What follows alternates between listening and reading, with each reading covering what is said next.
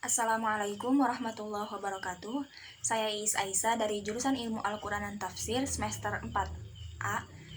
Di sini saya akan melanjutkan video pembahasan tentang ringkasan dari buku Rekonstruksi Sejarah Al-Quran karya Taufik Adnan Amal dan buku Sejarah Teks Al-Quran karya Profesor Dr. MM Al-Azami.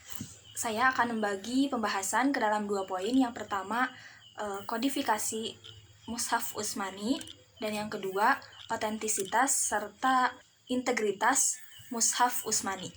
Pada masa Khalifah Utsman bin Affan, Islam menyebar ke utara sampai Azerbaijan dan Armenia.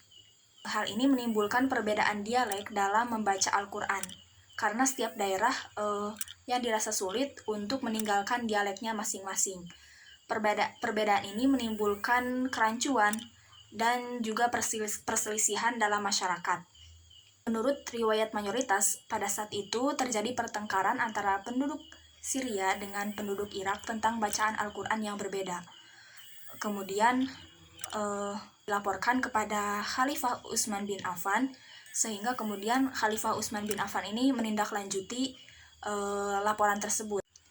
Kemudian Utsman bin Affan mengirimkan utusan kepada Hafsah untuk meminjam mushaf yang berada pada Hafsah, yang kemudian nantinya akan disalin oleh komisi yang berjumlah 4 orang, yaitu diantaranya ada Zaid bin Sabit, Abdullah bin Zubair, Said bin Al-As, dan Abdurrahman ibnu Al-Haris. Komisi ini bertugas untuk menyalin Al-Quran ke dalam dialek Quraisy sebagaimana Al-Quran pertama kali diturunkan menurut berbagai riwayat mayoritas.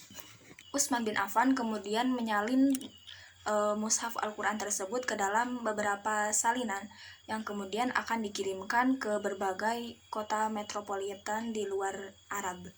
Menurut pandangan yang diterima luas, mushaf-mushaf tersebut dikirim satu disimpan di kota Madinah, dan kemudian 3 salinannya dikirim ke Kufah, Basro, dan juga Damaskus. Pada awalnya dalam naskah Mushaf Utsmani belum memiliki tanda pemisah antar surah, tetapi masih menggunakan basmalah dengan ditulis sedikit lebih berjarak. Sedangkan untuk pemisah ayat itu belum ada tanda khusus, cara khusus untuk memisahkannya. Penulis bebas menggunakan tanda sesuai pilihannya sendiri. Di antara contohnya ada yang menggunakan titik kolom, titik 4 horizontal, dan ada juga yang menggunakan segitiga. Pembahasan selanjutnya yaitu tentang otentisitas dan integritas Mushaf Utsmani. Secara doktrinal, Mushaf Utsmani itu dianggap telah mencakup semua wahyu yang diturunkan oleh Allah kepada Nabi Muhammad. Tetapi ada riwayat yang mengungkapkan adanya wahyu lain yang tidak terekam secara tertulis. Disebut dengan ada nasikh mansukh, dan juga ada kemudian yang terekam dalam hadis qudsi. Secara garis besar terdapat 3 kategori dalam pembahasan nasikh mansukh. Yang pertama, wahyu yang dihapus hukum dan tulisannya. Yang kedua, wahyu yang dihapus hukumnya saja tetapi teksnya masih ada. Dan yang ketiga, wahyu yang ditulis teksnya saja tetapi hukumnya masih berlaku. Di ketiga kategori tersebut, kategori yang pertama dan yang ketiga merupakan kategori yang relevan dengan masalah integritas dan juga otentisitas Mushaf Utsmani, karena keduanya berkaitan dengan tidak direkamnya sejumlah wahyu dalam Mushaf Utsmani. Kemudian antara hadis qudsi dan Al-Quran itu terdapat beberapa hal yang berbeda. Yang pertama, Al-Quran itu mukjizat, sedangkan hadis qudsi itu tidak. Yang kedua, penisbatan Al-Quran semata-mata hanya kepada Tuhan, sedangkan penisbatan hadis qudsi kepada Tuhan bersifat pekabaran.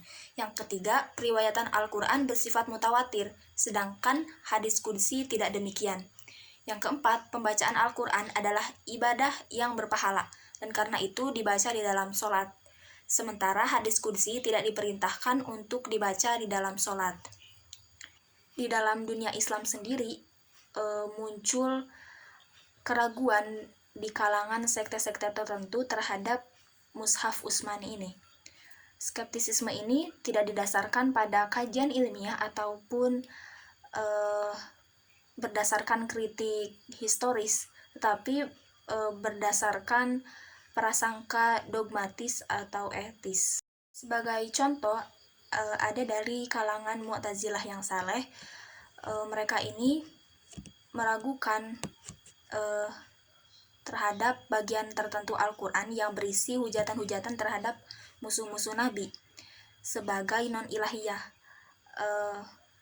dan dengan demikian bukan merupakan bagian integral dari Al-Quran. Bagi mereka ya tidak mungkin gitu dalam Al-Quran itu terdapat kata-kata hujatan, sedangkan itu merupakan wahyu dari Allah gitu. Kemudian contoh selanjutnya ada dari sekte Maimuniyah dari aliran Khawarij. Dari aliran Khawarij, mereka menolak eksistensi surat Yusuf sebagai bagian dari kitab suci Al-Quran karena surat ini menurut mereka ini berisi tentang kisah cinta dan tidak patut dikategorikan sebagai bagian dari wahyu. Berbeda lagi dengan sekte Syiah, di mana mereka ini menuduh bahwa Utsman telah menghapuskan dan juga tidak mencakupkan ke dalam kodifikasinya sejumlah besar bagian dari Al-Quran, baik itu dalam bentuk surat, ayat, ataupun bahkan kata-kata tertentu. Jadi Syiah ini menganggap bahwa kesucian yang dimiliki Ali beserta anak keturunannya ini dihilangkan, tidak ditemukan lagi di dalam Al-Quran. Jadi disangka dihilangkan oleh Abu Bakar dan Utsman. Selanjutnya yaitu tentang otentisitas dan integritas Mushaf Utsmani dalam pandangan Barat. Dalam buku Rekonstruksi Sejarah Al-Quran, Taufik Adnan Amal menyampaikan pendapat dari para sarjana Barat tentang keotentikan Al-Quran. Para sarjana Barat berpendapat diantaranya tentang peristiwa Isra Mi'raj Nabi Muhammad, dan juga diantaranya yaitu berpendapat tentang Fawatihus Suwar.